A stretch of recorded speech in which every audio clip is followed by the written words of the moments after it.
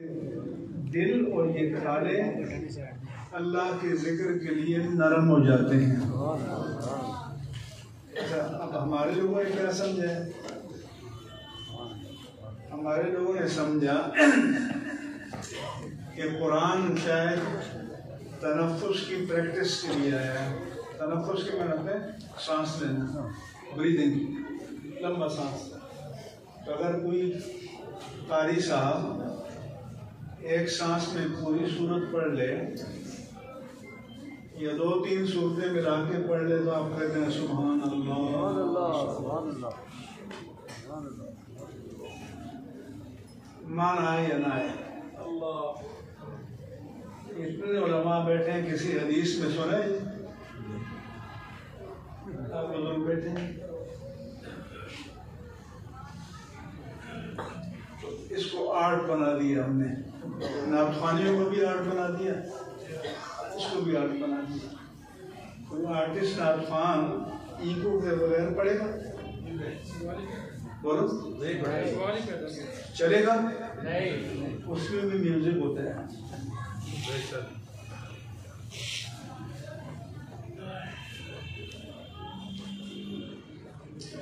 تو حضور نے فرمایا کہ زین القرآن باصواتکم وحسن القرآن باصواتکم، اپنی آوازوں سے قرآن میں حسن پیدا کرو، زینت پیدا کرو، کشش پیدا کرو۔ لمبی سانس سے پڑھو۔ تو حضرت طلق سے پوچھا گیا کہ حضور فرماتے ہیں کہ قرآن سے، اپنی آواز سے قرآن میں حسن پیدا کرو، کیسے پیدا ہوگا؟ انہوں نے کہا کہ الذی یقرأ فأرید یخشی اللہ، حسن اس سے پیدا ہوتا ہے کہ وہ پڑھے تو تمہیں لگے کہ اس کے دل میں اللہ کا خوف ہے۔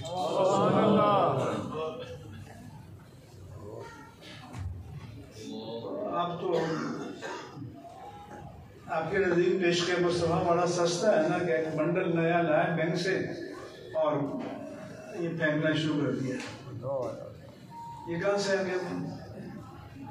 کس کو دکھا رہے ہو؟ اگر اللہ اور اس کے رسول کو دکھا رہے ہو تو ان شعبادی کی ضرورت ہے؟ بولو، وہ تو جانتا ہے، وہ تو کہتا ہے کہ تنفق یمینہ ما لا تعلم شمالہ، اللہ تعالیٰ اس پر اپنی رحمت کا خصوصی سایہ فرمائے گا قیامت کے دن کہ دایاں ہاتھ خرچ کرے تو بائیں کو پتہ نہ چلے کہ کیا خرچ کیا، لیکن اگر چودھری صاحب نوٹ نہ پھینکے تو چودھری صاحب کی شان کس کو معلوم ہوگی؟ سیٹ صاحب کی شان کس کو معلوم ہوگی؟ سمجھ آ رہی ہیں باتیں؟ نہیں؟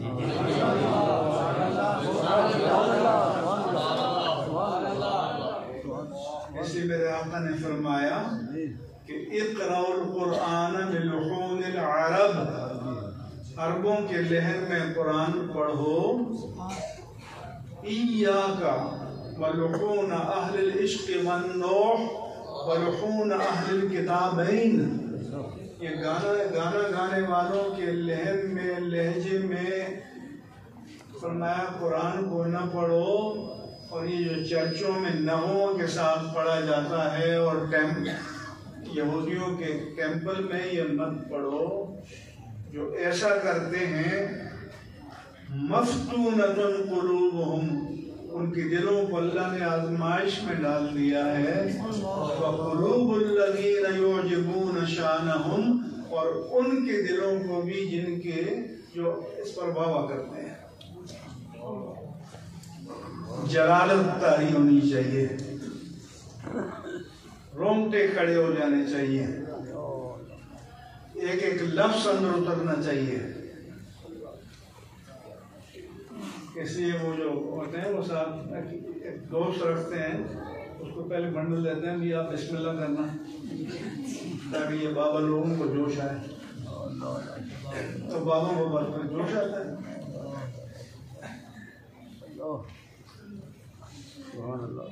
تو یہ قرآن اللہ کا کلام ہے۔ انہوں نے کہا کہ لولا نزل علیہ القرآن جملۃ واحدہ، یہ قرآن اکٹھی کیوں نہیں نازل ہو گیا؟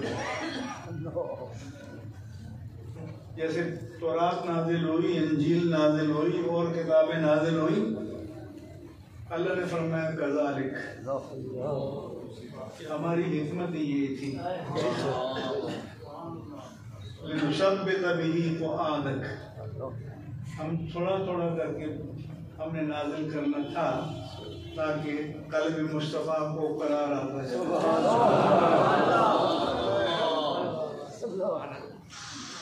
تاکہ رب کے ساتھ نامہ و پیام کا سلسلہ ٹوٹنے نہ پائے۔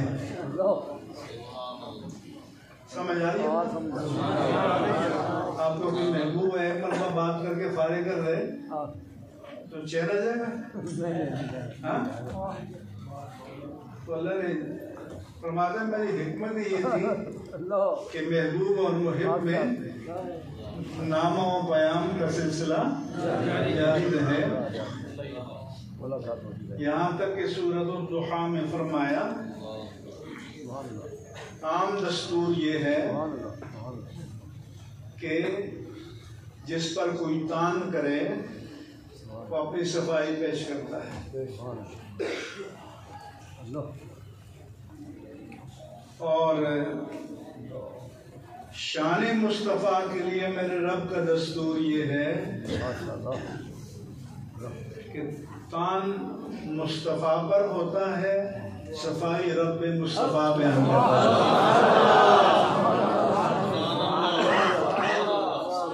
بات سمجھ میں آ رہی ہے؟ اللہ فرماتا ہے کہ وَالضُّحَىٰ وَاللَّيْلِ إِذَا سَجَىٰ مَا وَدَّعَكَ رَبُّكَ وَمَا قَلَىٰ، کچھ عرصے کے لیے وہی گانا موقوف ہو گیا، حضور بے چین رہتے، بے قرار رہتے، پیغام نہیں آ رہا۔ آپ کی بے چینی کو قریش نے دیکھا تو تان کیا، وَدَّعَ مُحَمَّدًا رَبُّهُ وَقَلَاهُ، محمد کے رب نے ان کو چھوڑ دیا، ان سے ناراض ہو گیا۔ اللہ نے فرمایا مَا وَدَّعَكَ رَبُّكَ وَمَا قَلَىٰ، اپنی غلط فہمی دور کر دو۔ اے پیارے نبی، نہ آپ کے رب نے چھوڑا ہے نہ آپ سے ناراض ہوا ہے۔ وَلَلْآخِرَةُ خَيْرٌ لَكَ مِنَ الْأُولَىٰ، آپ کا ہر آنے والا لمحہ پچھلے لمحے سے بہتر ہوگا۔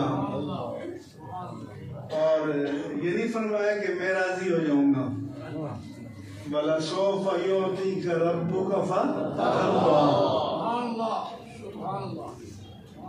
ہونا تو یہی چاہیے کہ رب کہیں کہ میں راضی ہو جاؤں، نہیں فرمایا آپ کا رب ان قریب آپ کو اتنا دے گا کہ آپ راضی ہو جائیں گے۔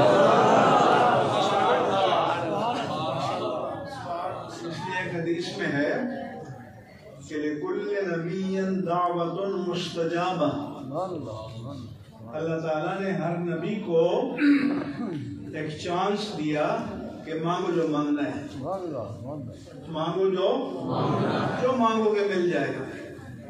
فَتَعَجَّلَ كُلُّ نَبِيٍّ دَعْوَتَهُ، ہر نبی نے ایک سیکنڈ کی تاخیر نہیں کی، جو مانگنا تھا مانگ دی، جو مانگنا تھا مگر میرے آقا فرماتے ہیں کہ اختباتہ لأمتی، مجھے جب میرے رب نے فرمایا کہ مانگ جو مانگنا ہے تو میں نے اللہ تعالیٰ کی قبولیت دعا کے وعدے کو اپنی امت کے لیے بچا کر رکھ دیا،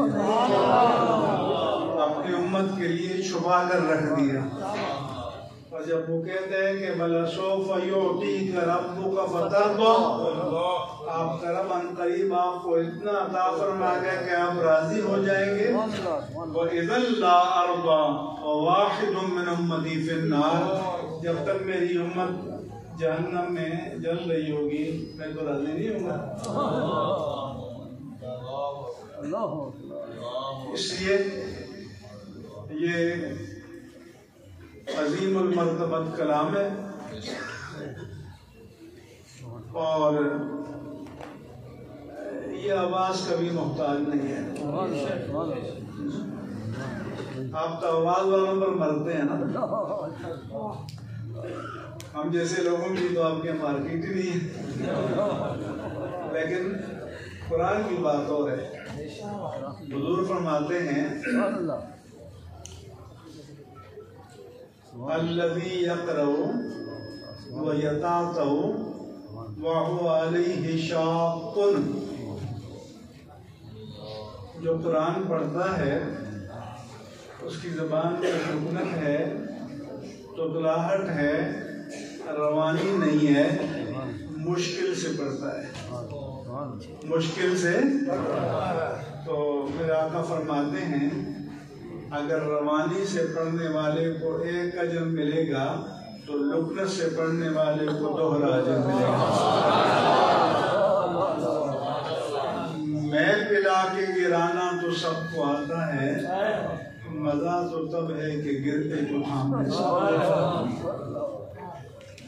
اس لیے یہ اللہ پاک کا کلام اور یہ بڑے خوش نصیب کہ جن کے سینوں کو، جن کے ذہنوں کو اللہ پاک نے قرآن کا خزینہ بنا دیا. اللہ نے انہیں اپنے کلام کی حفاظت کے لیے چن لیا. یہ بھی خوش نصیب، ان کی مائیں بھی خوش نصیب، ان کے باپ بھی خوش نصیب. یہاں تک خوش نصیب کہ حضور نے فرمایا کہ جس نے قرآن پڑھا وَاسْتَظْهَرَهُ، اسے بھلایا نہیں ہے، یاد رکھا. وَأَحَلَّ حَلَالَهُ وَحَرَّمَ حَرَامَهُ، اس کے حلال کو حلال جانا، اس کے حرام کو حرام جانا. تو فرمایا کہ اس کے خاندان کے ایسے 10 افراد جن کے لیے جہنم واجب ہو چکی ہوگی، اس حافظ قرآن کی شفاعت کی برکت سے اللہ تعالیٰ اسے جہنم سے نجات عطا فرمائے گا، جنت کی نعمت نصیب فرمائے گا. اس لیے ان کے لیے میں دعائیں کرتا ہوں. اللہ تعالیٰ اس قرآن کے نور سے ان کے قلب کو، قالب کو، ظاہر کو، باطن کو، جسم کو، جان کو، روح کو منور و معطر فرمائے. اور اللہ تبارک و تعالیٰ یہ نور ان کے خاندانوں میں بھی جاری فرمائے. اور آخری پیغام یہ ہے کہ آپ حضرات کو اگر اللہ کے رسول کا مشورہ پسند ہو، ویسے تو آپ بڑے دانا ہو خود ہی، تو یہ ہے کہ دین کے نام پر جو خرچ کرنا چاہتے ہو صدقہ جاریہ میں خرچ کرو. صدقہ جاریہ اسے کہتے ہیں کہ آپ ہم مر جائیں لیکن وہ کام پیچھے باقی رہے. جیسے یہ مسجد جنہوں نے بنائی ہے، کئی چلے گئے، باقی چلے جائیں گے، لیکن یہ مسجد قیامت تک قائم رہے گی. اس کے بنانے والوں کے کھاتے میں اس کا ثواب لکھا جاتا رہے گا، یہ آباد رہے گی. اس لیے مسجدیں بناؤ، مدرسے بناؤ. اگر اپنا بیٹا اور بیٹی اللہ کے دین کے لیے نہیں دے سکتے تو جن ماؤں نے اپنے بیٹے اللہ کے دین کے لیے دیے ہیں تو ان کے اخراجات اٹھاؤ، اپنے ذمے لو۔ میرے پاس لوگ آتے ہیں یہ ایک حافظ کا خرچہ، ایک عالم کا، تو پہلے میں کہتا تھا کہ 3000 ماہانہ حافظ کے لیے، 5000 عالم کے لیے، اب 7000 سے کم نہیں ہے۔ ہمارے ادارے کا 2 مہینے پہلے بل آیا 7 لاکھ کا، بجلی گئی۔ تو ان کو گود لو، ان کی خرچے اٹھاؤ، اپنے ماں باپ کے لیے، دادا دادی کے لیے، ان کے سال ثواب کے لیے، اپنے لیے بھی، اپنے صدقہ جاریہ کے لیے ان کی سرپرستی کرو۔ اگر کسی کا انتقال ہو گیا، اس سال ثواب کرنا ہے تو برادری کو جمع کر کے کھلانے کی بجائے عید اللہ کے خرچ کرو،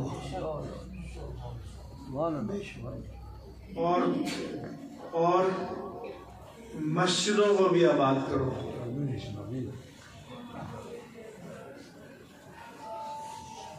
یہ نہیں ہے کہ 11 بجے سے 4 بجے تک نعت خوانی ہوئی، نہ کسی نے عشاء کی نماز پڑھی، نہ فجر کی نماز پڑھی، کوئی عشق مصطفیٰ نہیں ہے، ہرگز نہیں ہے۔ اس لیے دین پر عمل بھی کرو۔ اب یہ ٹورنٹو گیا، نعت خوانی وہاں بھی ہونی ہے، 1 فرلانگ کے فاصلے پر ایک دوسروں کی مسجد ہے، ایک ہماری مسجد ہے، دونوں خوبصورت ہیں۔ وہاں 500 بندے نماز پڑھ رہے ہیں یا 40-50 پڑھ رہے ہیں، تو ڈوب مرنے کا مقام ہے، سوچنے کا مقام ہے۔ اگر یہی آپ لوگوں کے لچھن رہے تو پھر مستقبل کے بارے میں خود اندازہ لگا لو۔ اس لیے میرا یہ پیغام ہے کہ جانے کا وقت، تو آپ نے میری گزارشات کو سنا، اور اللہ آپ کو اجر دے۔ اور یہ ہمارے بزرگ کافی بیٹھے ہیں، ان کی کچھ کتابات آپ سنیں گے اور مجھے تھوڑا راستہ بنا کے دیں گے تاکہ میں نکل جاؤں۔ اٹھے گا کوئی نہیں، اٹھے گا کوئی نہیں، میری راستہ بس بنا دیں، بیٹھ جائیں۔